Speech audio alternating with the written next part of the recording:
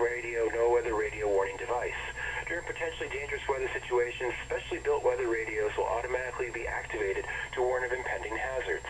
Tests of these radios in the warning system will be conducted by the National Weather Service every Wednesday between 11 a.m. and noon.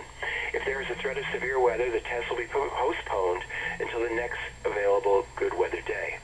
Reception of this broadcast and the warning alarm will vary at any given location.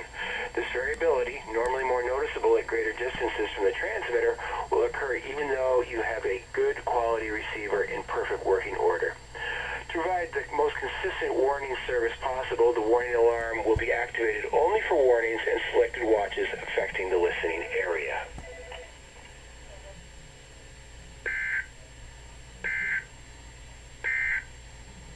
The 10 a.m.